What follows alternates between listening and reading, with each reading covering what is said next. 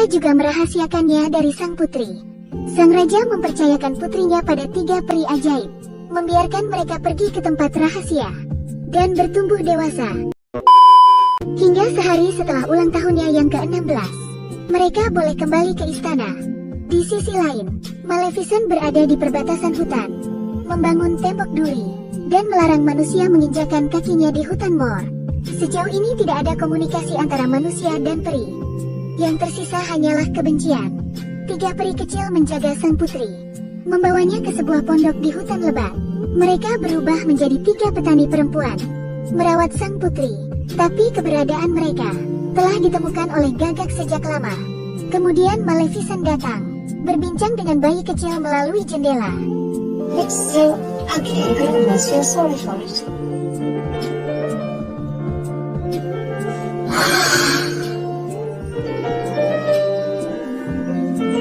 I hate you, Misty.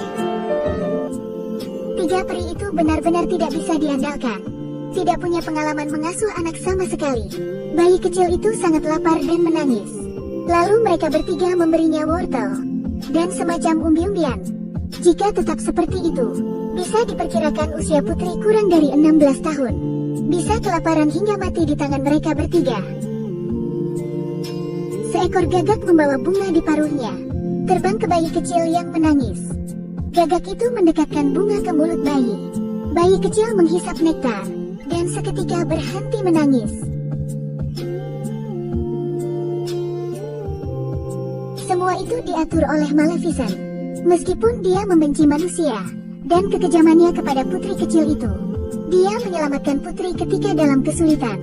Ketika dia bertingkah seperti bayi dan menggendongnya tinggi. Saat musim berganti, putri kecil bertumbuh setiap harinya, menjadi putri yang sangat cantik, penasaran dengan segala sesuatu di dunia. Suatu hari dia lari ke hutan sendirian. Dia melihat seseorang yang terlihat garang, Maleficent. Tapi putri tidak takut sama sekali, karena dia mengenal sosok itu, yang telah menjaganya diam-diam. Apakah kamu ibu periku? Secara bertahap, Maleficent dipengaruhi oleh seorang putri yang lugu.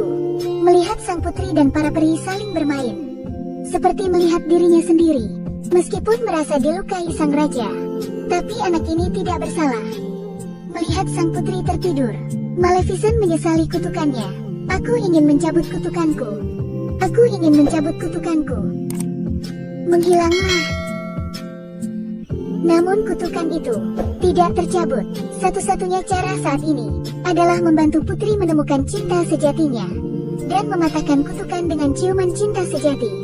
Kebetulan sekali, ada seorang pangeran menunggangi kuda putih melintas.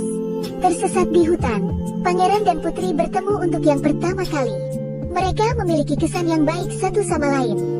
Tapi sebagai seseorang yang pertama kali datang ke sana, Maleficent berkata bahwa tidak ada cinta sejati di dunia.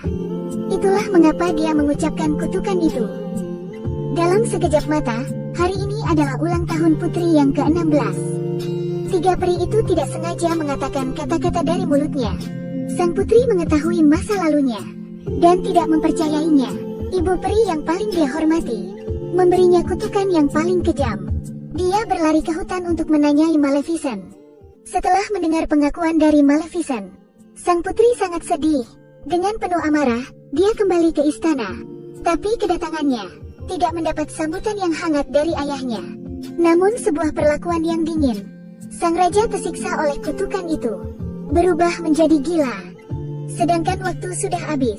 Karena kutukan itu, sang putri berjalan ke ruang bawah tanah, menuju ruang pemintal, melihat jarum yang tajam, dan menusukkan jarinya ke jarum. Kutukan itu menjadi kenyataan. Sang putri jatuh pingsan, dan tertidur dalam keabadian. Dalam penyesalannya, Maleficent harus mencari pangeran tampan, dan membawanya ke istana, untuk membangunkan sang putri dengan ciuman sejatinya. Tetapi sang putri tidak bangun. 2 orang yang hanya bertemu sekali, bagaimana bisa menjadi cinta sejati? Maleficent menyesal berkali-kali. Dengan tatapan menyesalnya, melihat putri yang tidur, dan meneteskan air mata. Dia membangunkan putri dengan sentuhan hangatnya. Mungkin dia akan kehilangan sang putri selamanya. Setelah pengakuan yang tulus, Maleficent mendekati dahi sang putri, menciumnya dengan lembut. "Hai, Ibu Peri." Maleficent tidak mengharapkan keajaiban itu terjadi. Sang putri benar-benar bangun. Itulah yang disebut dengan ciuman cinta sejati, yang belum tentu cinta pria dan wanita. Maleficent mengajak sang putri pergi meninggalkan istana, tanpa diketahui oleh sang raja. Dalam perjalanannya keluar, sang raja membuat jebakan. Dia tahu bahwa Maleficent takut pada benda besi. Jadi dia membuat jaring dari besi, dan menjatuhkan ke Maleficent. Dalam keadaan terdesak, Maleficent menggunakan sihirnya. Dia mengubah si gagak menjadi naga. Naga itu menyemburkan api, membuka jaring besi, dan berhasil menyelamatkan Maleficent. Namun naga itu tidak bisa berkutik di dalam istana. Dengan cepat para prajurit menjebak si naga. Maleficent juga dikepung oleh para prajurit. Lalu sang raja muncul dengan baju besinya, menghadapi cinta lamanya. Tanpa menunjukkan belas kasihan, dia mengeluarkan pedangnya dan bersiap untuk menghabisi Maleficent, iblis yang telah mengganggunya bertahun-tahun. Sang putri menemukan sayap Maleficent yang hilang, dan berhasil membebaskan Noah. Tubuh Maleficent langsung bereaksi.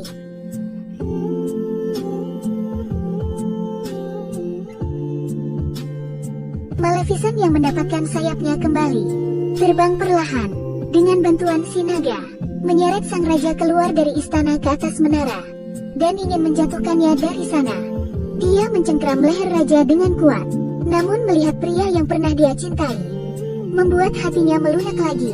Dia memilih untuk mengakhirinya, lalu meninggalkan raja di menara. Tapi sang raja kehilangan akal sehatnya, dan berniat untuk mati bersama Maleficent. Mereka berdua jatuh bersama-sama. Maleficent berusaha melepaskan genggamannya, lalu melayang di udara, dan raja jatuh ke tanah.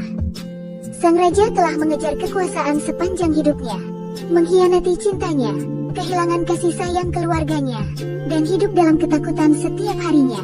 Pada akhirnya dia tidak bisa menghindari takdir keruntuhan dan kekalahan.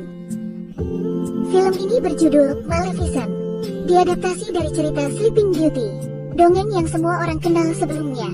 Adaptasi film yang modern dan feminin. Penjahat sebelumnya, Black Witch, berubah menjadi baik, menjadi nirwana kelahiran kembali dalam cinta, pahlawan yang menyatukan manusia dan peri.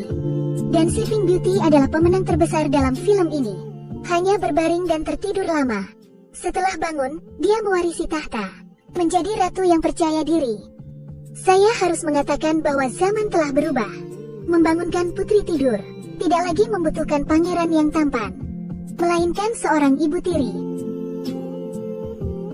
Cukup cerita untuk hari ini. Jika kamu ingin mendengar cerita lainnya, klik tombol like dan follow. Sampai jumpa kembali.